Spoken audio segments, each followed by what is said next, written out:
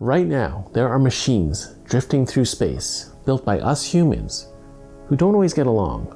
But up there, none of that matters. So I made this, a Paracord Spaceman Ryland Grace, to remind me that space could be the one thing that brings us all together. And I'm going to show you how. We are, of course, going to be using Paracord, a multi-purpose and multifunctional nylon rope from paracordweavers.com. Check us out for the best supplies and kits for this amazing hobby. And also, a lacing needle is highly recommended for this project. So while I'm not an absolute space fanatic, or dare I say nerd, I love space movies, NASA, and space-related things. But more on that in a bit. So this spaceman is going to start out by us fusing our 2 lengths of cord together. Then we're going to create our keychain loop with a single snake knot. The melted part offset, just loop the black around the red, then the red passes behind the black and around to the front and through the black loop. Now notice I'm doing my darndest to hide the fused section of the paracord just under the snake knot so that it's nicely hidden when I cinch it up. From here we're going to tie a monkey's fist, but it's going to be a bit trickier than your average one. In fact, I had to go to NASA levels of calculation to figure this one out. Well, okay, not really, but anyhow.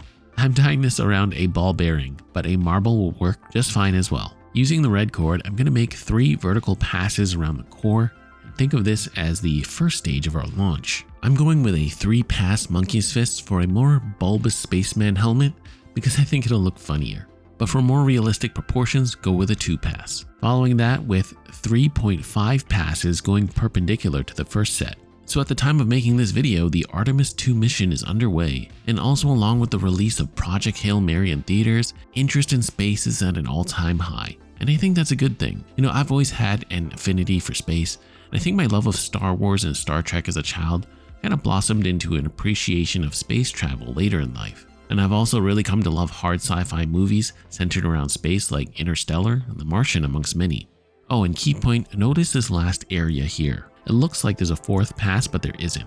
And after those 2 sets of passes, I'm going to remove my fingers from the entire piece. Then the 3rd and final set will be done with the black cord going around the 2nd set in and around the spaces above and below the core.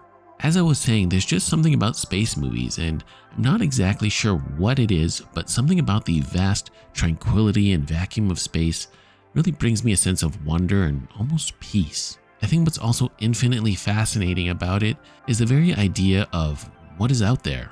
And I do understand space being infinite. There's a whole lot of nothing.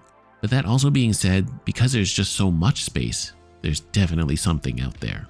You know what I mean? Oh, and aliens. There's 100% aliens out there. We just haven't met them yet because they're too far away or something like that. Or well, we probably have, but we just haven't had full disclosure yet. But that's a different rabbit hole to go down. Now, I've also heard of some critics saying that space exploration is a waste of money and that there are problems on Earth that need to be solved. And I don't disagree about the problems. But you know, there will always be problems on Earth. Also, we have enough things that keep us divided here on Earth, and I feel that when it comes to space exploration, it could be a uniting force and reason for us to set aside those differences and, work together to achieve something greater than all of us. So, with that 3rd pass complete, this is the state of what everything should look like. And from here, we're going to start cinching out all the excess slack, and we're going to start with the first pass and just move that slack out the running end. No need to cinch everything down too tightly, as we'll need a couple rounds of tightening. Getting back to what I was saying though, I think what space exploration does is that it gives me a sense of hope. And with the way things are going right now, I think hope is what is sorely needed. I also think about, well, is all this interstellar space travel a pipe dream, and can humanity ever achieve it?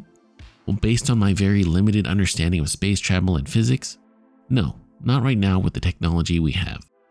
But you know the saying, shoot for the moon, because even if you miss, you'll land among the stars? A great saying by Norman Vincent Peale, and I think it's an excellent one to live by, because if you set your goals high but don't necessarily achieve them, the process of attempting to achieve that goal will have pushed yourself so much further, and a byproduct of that process will be the discipline and ambition gained being the rewards themselves.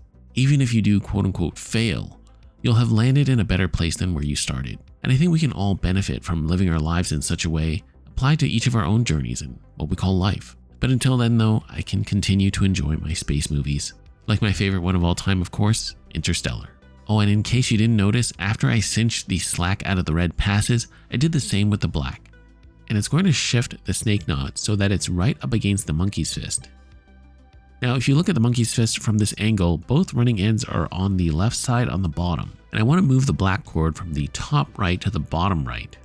I'm going to do that with my lacing needle.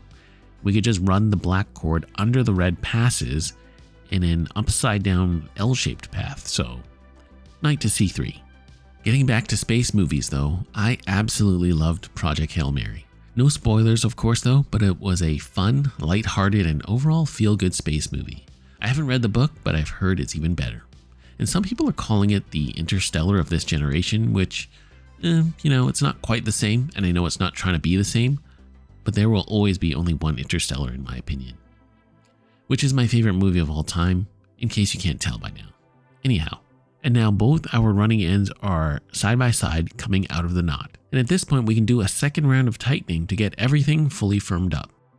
Now onto the second stage of our launch, we're going to form the body. With the running ends, I'm going to roughly measure out a couple of inches, then I'm going to bend both cords back towards the monkey's fist. Now I'm using some hemostats to hold these cords temporarily, but it's not really necessary. From here I'm going to start tying some Solomon knots. This is the front of the body of our spaceman, so I'm going to pass the red cord over the core strands and under the black. Then the black cord passes behind and out the red crook on the right. So we can't tighten this first knot up just yet, we have to tie the second. Then we continue with the second knot. Notice the same red cord passes over the core strands to repeat the next Solomon knot. And we just repeat those 2 steps until we get to the monkey's fist. It's up to you how you want to proportion your spaceman, but I think a shorter body makes a more kind of comical looking figurine. And as I said earlier, the 3-pass monkey's fist makes for a more bulbous and larger helmet/head, but I think a 2-pass would look great as well and a bit more realistic. Now we're going to form the shoulders and torso of the spaceman by turning the piece around, then continue tying a few more Solomon knots, going back the way we came. I tied 4.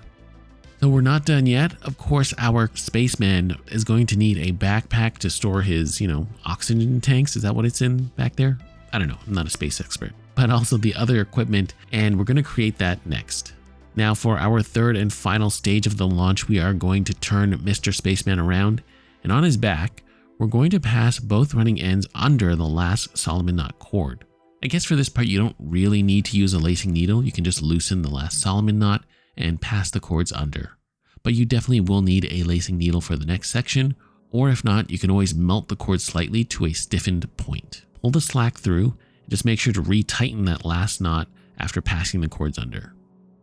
After that, they go under the very first Solomon knot cord at the top, just below his neck. Now I'm going to reattach my lacing needle to the black cord, and from there we're just going to tie one last set of Solomon knots going down the back and around the 2 core strands we just created. Now this is where the lacing needle really comes in handy, because the black cord needs to pass under that tight space against his back. And just go all the way until you run out of space. No pun intended. And during the process of making this little guy, I think what he's going to remind me to do is to maintain that same sense of wonder and hope that space inspires for me. It's definitely too late for me in life to become an astronaut, which is really the only limiting factor for me. Yeah, right. But ultimately, my takeaway is this. Keep striving and pushing forward. No matter what it is you're doing in life, set the goalpost far, because even if you come up short, you'll still have made more progress than if you have limited yourself because you didn't aim high enough. And on a personal note, my own mother told me that I would never make it on YouTube. She literally said to me, "You think you're going to make a living making things with rope? Well, yeah, look at me now." And I'm not saying that to gloat. I'm saying that because I never gave up. I stayed on mission and kept pushing forward and further. Like space exploration, instead of just looking at what we can see and saying, "That's it," we can always look up at the sky and wonder what else is out there.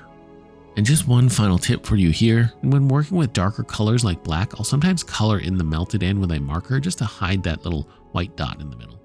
So here is our Spaceman Ryland Grace Edition, ready for his first spacewalk. What do you guys think? What color will you be doing?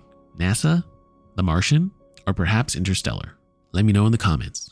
And if you like Paracord figurine videos like this, check these other videos out.